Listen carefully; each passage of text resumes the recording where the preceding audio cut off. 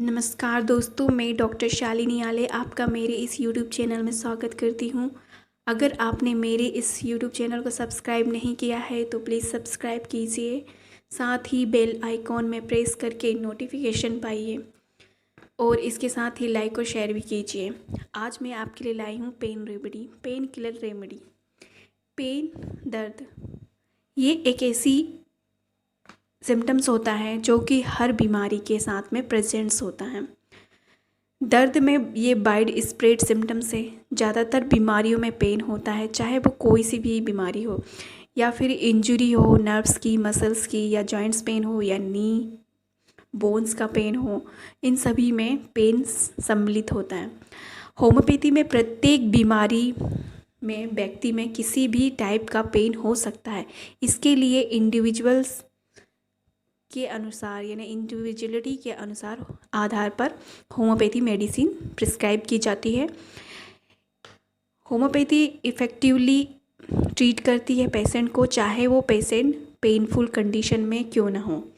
Individuality के आधार पर patient को ट्रीट किया जाए तो रेमेडी गुड रिजल्ट देती है।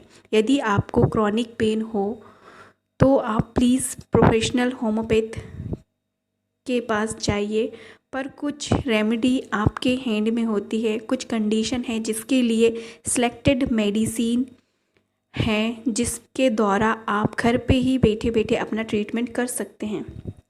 ये वो रेमेडीज़ हैं। पहली है pain killer remedy arnica Montana.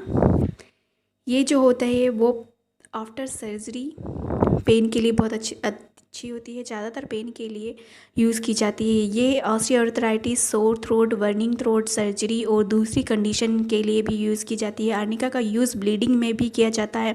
ब्रूइश surgery के बाद सूजन में, दूसरी कंडीशन में यूज़ किया जाता है। और ओवर वर्क, ज़्यादा एक्सर्शन कर लिया जाए, फिजिकल वर्क कर लिया जाए, तब पेन हो तो इसे दे दिए। माइनर इंजरी में या गिरने पर जो मसल्स और पेन में स्टिफनेस रहती है, स्वेलिंग रहती है, डिसकलरेशन हो जाता है, वहाँ पर ब्रूइस पेन बना रहता है, तो उस कंडीशन में हम आर्निका मोंटाना को दे देंगे। और दूसरी मेडिसिन है हाइपेरिकम परफोरेटम। हाइपेरिकम जो होती है उसमें शोल्डर में बहुत ज़्यादा तीव्र, शार्प, सडन, अचानक से पेन होगा और इसमें क्राउलिंग पेन होता है, जैसे कि कोई कीड़ा रेंगता हुआ पेन होगा इसके हैंड में और पैर में। और साथ ही से इसके जो टो और फिंगर में पेन होता है, specially tip of the finger जो होती है उसमें पेन होता है इसको। इसके अपर और लोअर लिम्ब यानी कि हमारे शरीर का ऊपरी पार्ट और नीचे वाला पार्ट दोनों में बहुत ही ज़्यादा तीव्र पेन होता है, तीक्ष्ण पेन, न्यूराइटिस रहती है। और साथ में इससे झुंझुनी होगी, बहुत सुन्न रहेगा इसका हाथ पैर, और बर्निंग पेन रहेगा, फ्लशी स्किन रहेगी, दमकती हुई स्किन रहती है, और शरीर में चोट जहाँ लगती है वहाँ नीला पड़ जाता है। और साथ ही टिटनस के बीमारी में देते हैं इसे। और ट्रोमेटिक दर्दनाक, बहुत ही दर्दनाक और नसों का दर्द होता है। साथ ही इसे न्यूराइटिस मतलब कि इन्फ्लामेशन ऑफ द नर्व्स हो जाता है, और साथ ही वहाँ का सेंसेशन लॉस हो जाते हैं, फंक्शन लॉस हो जाते हैं। तो यदि ऐसी कोई कंडीशन बने पेशेंट की तो उसे हाइपेरिकम परफोरेटम दे दीजिए। और तीसरी मेडिसिन है सेंग्यूनेरिया कैनाडेंसिस। सेंग्यूनेरिया जो होती है वो बहुत अच्छी मेडिसिन है साइनस पेन के लिए। और ये पेन जो होता है वो सिर के पीछे से स्टार्ट होता है और आगे की तरफ जाता है। तो इस तरह यदि साइनस पेन हो तो सेंग्यूनेरिया दे दीजिए। और इसके अलावा पेन है, रेमेडी होती है,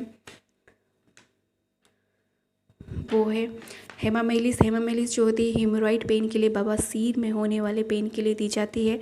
इसमें जो होता है वह क्लॉथ या कॉटन की जो बॉल बनाकर हम उसे इस हेमामेलिस को मिला के उसे अफेक्टेड एरिया में अप्लाई कर देंगे तो हमारा पेन जो होगा वो काफ़ी हद तक आराम मिल जाएगा।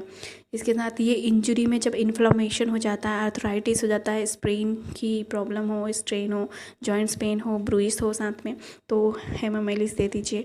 और इसके बाद की मेडिसिन है मेकफॉस जो होती है वह मेंस्ट्रुअल पेन के लिए, जो महीनों में दर्द होता है उसमें दी जाती है। मैगफॉश, ये बहुत अच्छा इफ़ेक्टिव रोल निभाती है उसमें। और अगली है एकोनाइटम नेप्लस। एकोनाइटम नेप्लस जो होता है इसका पेनफुल इन्फ्लामेशन हो जाता है। पेन जो होगा वह अचानक से होगा, सडनली होगा। और इसमें जो होता है ठंड हवा और ठंड वेदर से इसका पेन जो होता है वह बढ़ जाता है और गर्म से आराम महसूस होगा, तो इसे एकोनाइट नेप्लस दे दीजिए। और अगली मेडिसिन है रस्टॉक्स। रस्टॉक्स जो होती है वह मस्कुलर स्टिफनेस के लिए, मींस माइल्जिया के लिए दी जाती है। ये पेन में जो मसल्स के पेन होते हैं उसमें दी जाती है। इसमें क्या होता है कि मूवमेंट जब करता है आदमी, यदि वो बैठा है और यदि उठता है, तो इस कंडीशन में उसका पेन जो होता है वह एग्रवेट हो जाता है, बढ़ जाता है, इंक्रीज़ हो जाता है। लेकिन जब वो आराम करता है, लेटा रहता है, तो उसका पेन ठीक रहता है, बेटर फील करता है। तो इस कंडीशन में रेस्टॉक्स दे दीजिए। और अगली है रूटा ग्रेविलिस।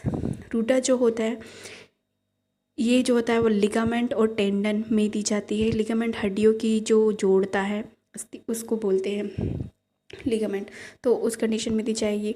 और इसके अलावा है ब्रायनिया। ब्रायनिया जो होता है इसका पेन कोई भी मूवमेंट में बढ़ जाता है। स्टिचिंग, स्टिकिंग, टीयरिंग पेन होगा, चीरता फाड़ता हुआ पेन होगा उसे ब्रायनिया पेशेंट को।